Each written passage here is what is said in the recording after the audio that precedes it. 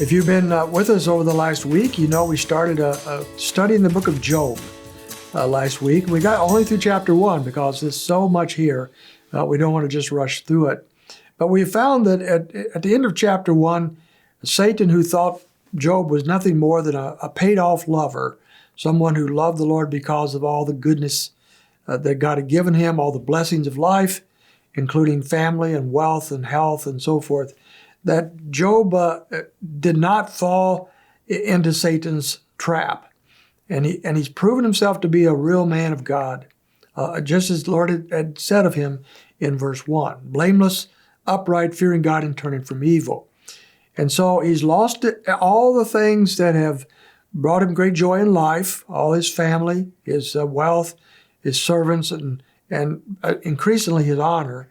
And yet he does not turn from God. He continues to worship God. And he did not sin in all of this, as the chapter 1 ends and tells us. But now we have another scene. And that, again, Satan is coming before God. It says in verse 1 of chapter 2, again, it was a day when the sons of God came to stand before Yahweh. And Satan also came among them to stand himself before Yahweh. So just like before in chapter 1. And Yahweh said to Satan, "Where do you come from?" Then Satan answered Yahweh and said, "From roaming about on the earth and walking around on it." Nothing new here. He's still roaming the earth, looking for those to devour. Yahweh said to Satan, "Have you set your heart on my servant Job?" This is all a repeat of chapter 1. "For there's no one like him on the earth, a blameless and upright man, fearing God and turning away from evil." Satan has not been able to change the character of Job. He's still blameless and upright. He's still a man of God. He holds fast his integrity. He says here, "Even though you've excited him against me to swallow him up in vain." And then Satan answered Yahweh and said, "Skin for skin. Yes, all that a man has he will give for his life. However, send forth your hand now and touch his bone and his flesh, and he will curse you to your face." So now Satan said, all right, let's up the ante. Okay, it didn't work that I took away his possessions, his servants, his honor among people, that even his children. But I'll tell you what will work: take away his health. You bring him into great physical suffering, and he will curse you to your face. That is Satan's challenge.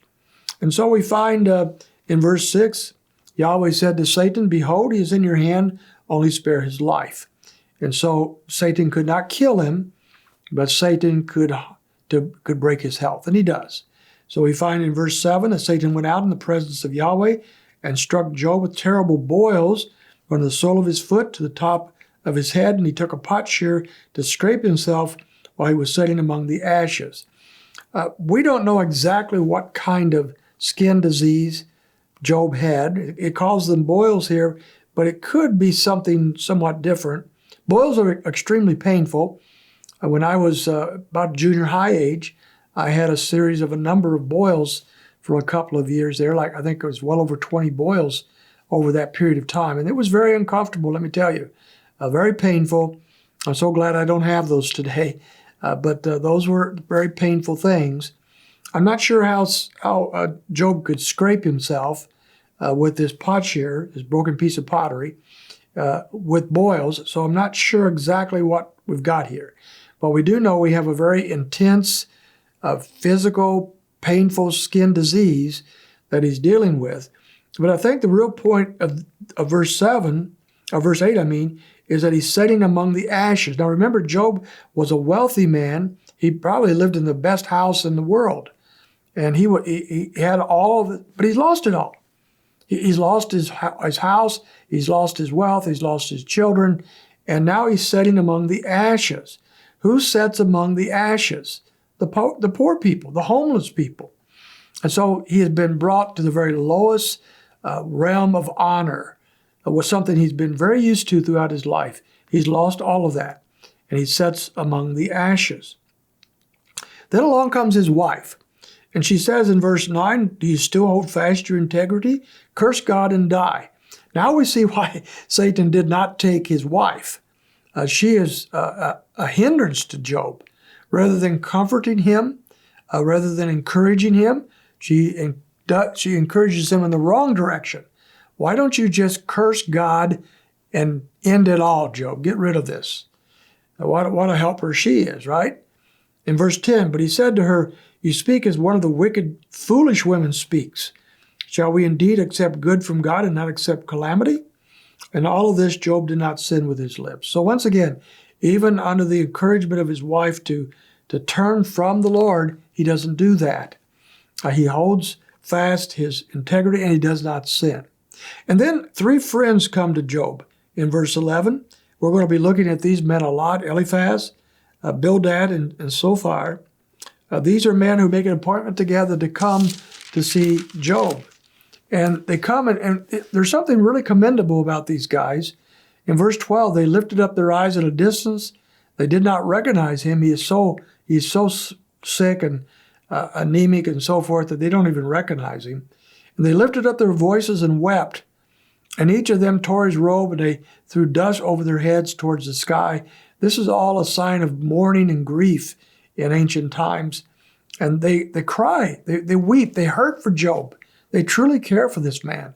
That's extremely commendable to have friends like this. And on top of that, verse 13, they sat down on the ground with him for 7 days and 7 nights, with no one speaking a word to him, for they saw that his pain was very great. And so they grieve with him, and they don't try to instruct him. They don't try to teach him for 7 days. Now that's unbelievable, isn't it? We find later these are older men, and so they may have been free of other obligations. But at any rate, these are men willing to sit and just console him. And sometimes when we're dealing with people in pain and suffering of one kind or the other, some of the best things we can do is just be with them. We don't have to instruct them. We don't have to give them pious platitudes.